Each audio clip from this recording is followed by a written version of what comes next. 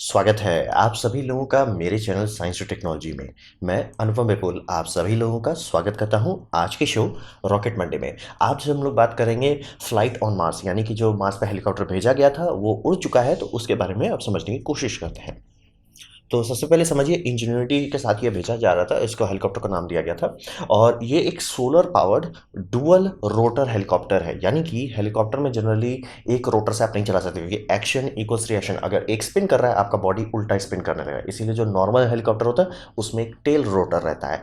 तो अगर आप टेल रोटर नहीं रखना चाहते हैं तो आपका सही ऑप्शन होगा कि दो ब्लेड रखिए जो काउंटर स्पिन करे, मतलब एक क्लॉकवाइज चले दूसरा काउंटर क्लॉकवाइज चले, तब आप स्टेबल फ्लाइट अचीव कर सकते हैं। तो यही नासा कर रहा है। और ये एक proof of concept demonstration mission था, यानी कि ये मतलब रोवर जो है, रोवर मेन मिशन है।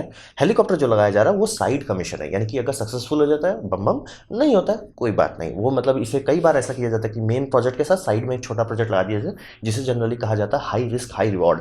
यानी कि अगर सक्सेस हुआ, चांसेस बहुत कम है, लेकिन सक्सेस हुआ तो काफ़ी फायदेमंद साबित होगा, तो वो किया गया।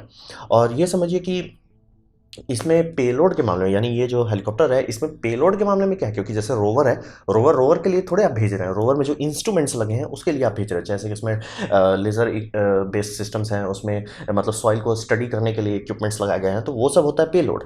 तो इस हेलीकॉप्टर में पेलोड के नाम पर सिर्फ एकदम समझिए sensor, basic black and white camera है, एक कलर कैमरा है, ज़्यादा कुछ हुआ नहीं है, क्योंकि ये हाई रिस्क हाई रिवॉर्ड था। मतलब इनको फ्लाइट प्रूफ करना ज़्यादा ज़रूरी था, ना कि एक्चुअल मिशन करना। तो समझते हैं समस्या क्या था। मैंने डिटेल पे वीडियो बना दिया, बट एक रफ ओवरव्यू ले लेते हैं। तो यहाँ पे समझिए कि एटमॉस्फेरिक प्रेशर बहुत कम होता है। कोई भी विंग्ड एयरक्राफ्ट हो, या चाहे वो रोटर बेस्ड हो चाहे फिक्स्ड विंग हो, वो सबको चाहिए होता है एटमॉस्फेयर को वो नीचे डालेगा तब ना ऊपर जाएगा। तो वैसे कारण में सबसे चाहिए इंपॉर्टेंट चीज़ होता है एटमॉस्फेयर। धरती के केस में एटमॉस्फेयर बहुत है, हम लोग का सी लेवल पर अगर आप चलते हैं तो अराउंड 15 psi का एटमॉस्फेरिक प्रेशर होता है। मार्स से जाते हैं तो 0.095 psi होता है, यानी एक पूरा psi भी नहीं है, एक 1.1 psi भी नहीं है, 0.01 psi के आसपास है। तो बहुत कम होता है, तो ऑलमोस्ट समझिए रॉ वैक्यूम है।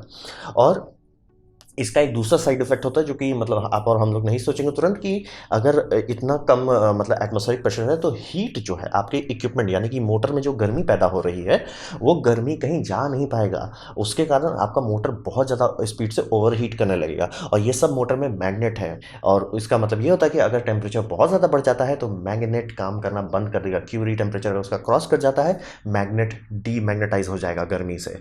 तो इसीलिए ये एक लिमिटेशन है इनके मोटर्स पे कि बहुत ज़्यादा देर नहीं चला सकते, जो कि कूलिंग नहीं है, टेम्परेचर बढ़ने लगेगा, टेम्परेचर बढ़ते जाएगा और वो एक पॉइंट पे ऐसा पहुंच जाएगा कि वो सीधे खत्म हो जाएगा, मोटर परमानेंटली खत्म हो जाएगा। इलेक्ट्रिकल पार्ट सारा काम करता रहेगा, लेकिन मैग्नेट में मैग्नेटिज्म ही नहीं बचेगा।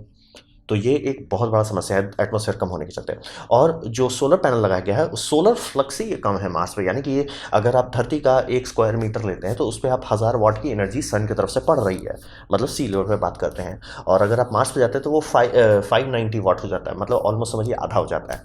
तो इसी कारण से आपका जो पैनल है वो आपको बहुत ज़्यादा बड़ा रखना पड़ेगा, या पैनल छोटा रखिए, जो कि ये उड़ने वाला है तो आपका पैनल छोटा रहे, लेकिन वो बहुत देर लगेगा चार्ज होने में, यानी कि समझिए 2-3 दिन चार्ज होगा तब जाके 20 सेकंड के लिए या 2 मिनट के लिए उड़ पाएगा। तो ये सारी समस्याएं बहुत बड़ी बात है, इसीलिए ये समझिए एक टेस्ट मिशन है, ना कि एक्चुअल फाइनल मिशन है। तो अब बात करते हैं कि ये सक्सेसफुल हो चुका है, और इसका पहला वर्टिकल टेक ऑफ, स्टेशनरी हवर और लैंडिंग किया गया था 19 अप्रैल 2021 को। ये इकलौता ऐसा चीज़ है जिसको मैंने एक्चुअली लाइव में देखा, मतलब ये हो रहा था और लाइव में 2 घंटे का लैग था। मुझे भी नहीं समझ 2 घंटे, लेकिन मतलब डीप स्पेस कमांड में जो सिग्नल रिसीव होता है वो प्रोसेस होकर नासा का मेन कंट्रोल तक पहुँचने में टाइम लगता है उसमें। तो 2 घंटा से ज़्यादा का लैग था उसमें। मतलब लैग हम लोग को नहीं पता चले, लेकिन वो लोग आपको नहीं बताएंगे, आप सोचेंगे कि 19 मिनट में हो रहा है, मतलब जितना लाइट स्पीड का है वैसा नहीं है, उसमें बहुत सारा पाइपलाइन और होता है। तो इसीलिए सब पूरी तरह से ऑटोनोमस किया जा रहा था। और उस दरमियान ये मतलब समझिए 7:34 यूनिवर्सल टाइम कोऑर्डिनेट के हिसाब से चलने तो हुआ था। और उस दरमियान यानी जो पहला इन्होंने टेस्टिंग किया था, ये 3 मीटर की ऊंचाई, समझिए 1 मंजिला जितना ऊंचा आ चुका था, और 39 सेकंड लगभग ये हवा में बना रहा। और फिर इसके बाद दूसरी बार मतलब कई सारे हो चुके हैं, लेकिन एक और काफ़ी बड़ा सक्सेसफुल रहा था जो 7 मई को किया गया था, और ये मतलब 1926 यूनिवर्सल टाइम जोन को किया गया था। और इसमें ये अपना मैक्सिमम हाइट अचीव कर लिया, यानी कि 10 मीटर का हाइट अचीव कर चुका था, यानी समझिए ऑलमोस्ट 3 मंजिला हो गया। और ये 108 सेकंड चला है, मतलब 120 सेकंड तक भी एक दो मिशन जा चुके हैं, लेकिन मतलब ये हाइट सबसे पहली बार 10 मीटर को क्रॉस किया था। और 2 मिनट की इसका बैटरी लाइफ है, उससे ज़्यादा ये चल नहीं सकता। तो मतलब 100 सेकंड 120 सेकंड, उससे ज़्यादा ये नहीं चलना। थोड़ा मोड़ा मान लीजिए विंड का प्रेशर वहाँ बढ़ता है, लोकल कुछ इफेक्ट होता है, ज़्यादा जा सकते हैं, लेकिन मत एक्सपेक्ट कीजिए कि 10-20 मिनट चलने वाला है, वो नहीं होने वाला। तो सक्सेसफुल हो चुका है, काम किया जा चुका है। ऊंचाई भी जो इन्होंने सेट किया था कि 10 मीटर तक एटलीस्ट पहुंच जाना चाहिए ऊंचाई में, वो पहुंच चुके हैं। तो अब बात करते हैं, थोड़ा प्रैक्टिकल समझने की कोशिश करते हैं कि प्रैक्टिकली क्या हो रहा है। तो यहाँ पे ये समझिए, ये खुद तो कोई मेन मिशन था नहीं, लेकिन इस मिशन के पास मतलब जब आप रोवर के साथ कुछ ले जा रहे हैं तो उसको रोवर को सपोर्ट करना होगा। तो उस मामले में इसके पास सबसे बड़ा चीज़ है, ये हाई स्पीड पे चलता है। यानी कि एक्चुअली ये हाई स्पीड उतना नहीं है, बात है रोवर बहुत धीमा चलता है, क्योंकि अगर रोवर पलट गया वापस उसको कोई सीधा करने वाला नहीं है। अगर चक्का डैमेज हो जाता है, रिपेयर करने वाला, तो बहुत धीमे चलता है। इसीलिए आप देखेंगे जो रोवर्स 10 साल से मार्स में लगा हुआ है, कुछ 100 ही किलोमीटर चला है, जबकि मतलब आराम से उतना धरती में नॉर्मल रोवर आपको मतलब कुछ दिन में कर ले। बहुत धीमे चलाया जाता है ये सब, मतलब एकदम फूक फूक के कदम रखते हैं। तो रोवर के ये मतलब ड्रोन के साथ ये समस्या नहीं है, ड्रोन काफ़ी स्पीड से चल सकता है। तो ड्रोन जो है ये मतलब ड्रोन अचीव कर चुका है, 3.5 मीटर पर सेकंड का स्पीड अचीव कर चुका है, यानी कि जहाँ से उड़ा 3.5 मीटर पर सेकंड का स्पीड पकड़ के आगे जा सकता है। तो ये बहुत तेज़ है।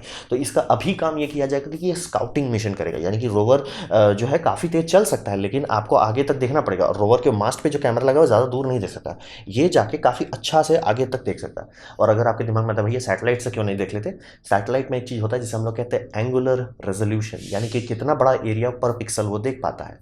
तो जनरली हम लोग मतलब एवरेज मान के चला जाता है कि 1 मीटर स्क्वायर आपका 1 पिक्सल में आ रहा है, तो उतना दूरी पे होने के कारण सैटेलाइट में दूर रहेगा, तो उसमें आपको डिटेल थोड़े दिखने वाला है। और अगर आप रोवर जैसा चीज़ की बात करें तो आपको काफ़ी डिटेल चाहिए, मतलब आप कुछ मीटर की ऊंचाई से आप फोटो खींचिए तो ही अच्छा रहेगा। तो वो सब काम ये कर सकता है, ये मतलब रोवर के आगे उड़ उड़ के बहुत दूर तक स्काउट कर सकता है और ज़्यादा अच्छा डिटेल दे सकता है मिशन प्लानर को कि देखिए ये जगह एकदम चकाचक है, गाड़ी फुल स्पीड में भगाइए।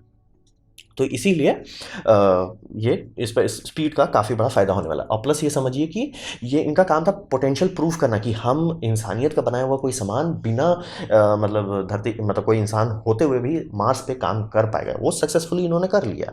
इनको मतलब मेन वही समझ रहे हैं कि इंसानियत अभी तक सिर्फ धरती के अंदर उड़ना सीखा था, अब जाके हम लोग मार्स पे उड़ पा रहे हैं। प्रोपल्शन इस्तेमाल करना आसान बात है, वो तो मतलब हम लोग रॉकेट से पहले ही कर ले रहे थे, आज कहीं पे भी कर सकते हैं वो, लेकिन फ्लाइट करना ये पहली बार हो रहा है। तो अब बात करते हैं भविष्य में क्या होने वाला है। तो हिसाब ये समझिए कि ये जो था इसमें हम लोग को प्रूफ ऑफ कॉन्सेप्ट हुआ, लेकिन बहुत ज़्यादा चीज़ नहीं किया जा सकता, मतलब सो ये एकदम रफ लेवल है। तो बेटर डिज़ाइन तो बनाना ही पड़ेगा अच्छे मिशन के लिए। और उसमें समझिए कि ये कर क्या सकता है, इस तरह का इंस्ट्रूमेंट अगर फ्लाइट इंस्ट्रूमेंट बनाया जा सकता है जो मार्स में काम करे, तो कर क्या सकता है वो एक्चुअली। क्योंकि अभी आप जितने रोवर्स देखते हैं सब में ये होता है ड्रिलिंग, सब में जा जाके खुदाई करना है। अब आपका ड्रोन तो खुदाई करने से रहा, तो कर क्या सकता है। तो सबसे ज़्यादा है हाई रेजोल्यूशन स्काउटिंग मिशन, यानी कि जैसे कि मार्स में बहुत जगह है जिसे हम लोग कहते हैं लावा ट्यूब। लावा ट्यूब के अंदर आप रोवर नहीं भेजना चाहेंगे, लेकिन ड्रोन आराम से जाके मतलब बिना किसी चीज़ से भिड़े आराम से ऑटोनोमसली स्कैन करके मैप बना के वापस बाहर आ सकता है और बता सकता है कि ये जगह यूज़फुल है कि नहीं है। और आप बोलेंगे लावा ट्यूब्स में इतना इंटरेस्टेड क्यों है, बात है लावा ट्यूब्स अगर सही से मिल जाता है अच्छे तरह से, जनरली लोगों का टारगेट है कि ह्यूमन कॉलोनी उसी के अंदर रखो ताकि हर तरफ से उसको शील्डिंग मिल जाए। तो high resolution high speed scouting mission के लिए ड्रोन्स यानी कि फ्लाइट प्लेटफॉर्म बहुत फायदेमंद साबित होने वाला। और नासा के पास काफ़ी सारे डिज़ाइन थे, ये पहला रोवर था, पहला जो गया है। और एक डिज़ाइन और है इनके पास जो मतलब V2 ऑस्प्रे जैसा है, जिसका मतलब स्टार्ट होगा वो वर्टिकल और फिर उसका विंग की तरह फ्लाइट करने लगेगा। इसका फायदा होगा कि सेम एनर्जी होने के बावजूद भी, मतलब मान लीजिए इसका बैटरी बैंक का पावर आउटपुट सेम है जितना ड्रोन का है, ये ज़्यादा दूर जा पाएगा, ज़्यादा देर फ्लाइट करेगा। विंग ऑब्वियसली ड्रोन से ज़्यादा इफिशियंट होता है, लेकिन इसमें यह था कि ये सोलर पे नहीं चलता है। इसको मतलब जो रोवर होगा, रोवर डेडिकेटली इसके लिए बनाना होगा, क्योंकि रोवर में सिर्फ सोलर पैनल्स होंगे और चार्जिंग सिस्टम होगा, यानी कि इसको चार्ज करेगा। तो मतलब काफ़ी सारे ऑप्शंस हैं जो नासा के पास अब खुल गया कि ये कर सकते हैं, क्योंकि अब एक्चुअल फ्लाइट प्रूफ हो चुका है। तो बहुत सारे और डिज़ाइन जो रिजेक्ट कर दिया जाए, ये पता नहीं हम लोग काम करेगा कि नहीं, बहुत ज़्यादा हाई रिस्क था, वो रिस्क कम हो गया। क्यों? क्योंकि ये रिस्क प्रूफ कर चुका है। और सबसे मैं ज़्यादा एक्साइटेड हूँ ड्रैगन फ्लाई मिशन के लिए। और ड्रैगन फ्लाई मिशन को और अच्छे से सक्सेसफुल होना चाहिए, क्योंकि ड्रैगन फ्लाई अगर वो टेम्परेचर को मैनेज कर पाता है जो बहुत ज़्यादा, यानी कि समझिए मीथेन की बारिश होती है, लिक्विड मीथेन की, तो समझ लिया टेम्परेचर कितना कम है, तो वहाँ पे नाइट्रोजन का इन्वायरमेंट है। और अगर और डेंसिटी भी बहुत है, तो मतलब पीएसआई के मामले में भी बम बम है, और एटमॉस्फेयर भी बहुत सपोर्टिव है फ्लाइट के लिए। लेकिन अगर आप टेम्परेचर नहीं संभाल पाएंगे तो आपका सारा मतलब जैसे नॉर्मल कार्बन फाइबर सीधे चकनाचूर हो जाएगा उस टेम्परेचर पे, कांच की तरह। तो टेम्परेचर तो सीरियस चीज़ है, लेकिन अगर नासा ऐसा कर पाता है तो एक बहुत केपेबल मिशन फ्लाइट के द्वारा कर पाएंगे, जो कि मतलब समझिए मार्स से तो 10 गुना बेटर होगा, क्योंकि मार्स में हमेशा वो लिमिट रहेगा कि एटमॉस्फेयर है ही नहीं, तो आप ज़्यादा कुछ कर नहीं सकते। यहाँ पे एटमॉस्फेयर है, तो अगर आप थर्मल इशू, पावर इशू को सॉल्व कर देते हो तो ये ज़्यादा चीज़ है। और इसके केस में सोलर पैनल तो चलेगा नहीं उतना दूरी पे। तो हिसाब ये है कि इसमें आरटीजी है, आरटीजी से बैटरी चार्ज होगा, और उस बैटरी जब फुल चार्ज हो जाएगा तब डिस्चार्ज करने के लिए वो रोटर के समझ के उड़ के जाएंगे। तो काफ़ी सारे मिशंस खुल गए क्योंकि ये हेलीकॉप्टर सक्सेसफुल साबित हुआ। और अगर आप लोग लाइव स्ट्रीम देखना चाहते हैं, नीचे वीडियो लिंक दिया हुआ है, और लाइव स्ट्रीम में देखेंगे जो मेन प्रोजेक्ट मैनेजर था उन्होंने ये एक लेटर लिख के रखा था कि अगर फेल हुआ तो मतलब एक स्पीच देना होता है, तो फेल करके सब लोग पहले से तैयारी करके रखा है, फेल हुआ था। जब सक्सेसफुल हो गया तो लड़की उठी भाग गई। बड़ा इंटरेस्टिंग था, मतलब इस थोड़ा सा ह्यूमनाइज करता है कि ये लोग हैं जो खट रहे हैं दिन रात, खून पसीना लगा रहे हैं। तो अच्छा था, मतलब ये पहला लाइव स्ट्रीम था जो मैंने देखा किसी भी स्पेस रिलेटेड को, और एक्चुअली अच्छा लगा देखने में। तो ये था मेरा प्रेजेंटेशन मार्स में जो उड़न, हम लोग उड़न खटोला उड़ा डाले हैं। तो उम्मीद करता हूँ आपको अच्छा लगा हो, कुछ सीखने को मिला हो, कुछ समझ में हो। अगर ऐसा है लाइक कर दे, दोस्तों शेयर कर दे, उससे मेरा काफ़ी भला होगा। नहीं अच्छा लगा, नहीं पसंद आए, कोई बात नहीं, आप डिसलाइक कर सकते हैं। मैं कहूँगा डिसलाइक 2 बार दबाएं, उससे मुझे चलेगा कितना ना पसंद हुआ है। मैं आपसे कहूँगा कि कमेंट लिखें, मैं हर कमेंट को पढ़ने की कोशिश करता हूँ। आपसे कहूँगा सब्सक्राइब कीजिए, बेल दबाइए अगर आप फ्री हैं तो। आपने मेरा वीडियो देखा, जानकर मुझे बहुत खुशी हुई। धन्यवाद।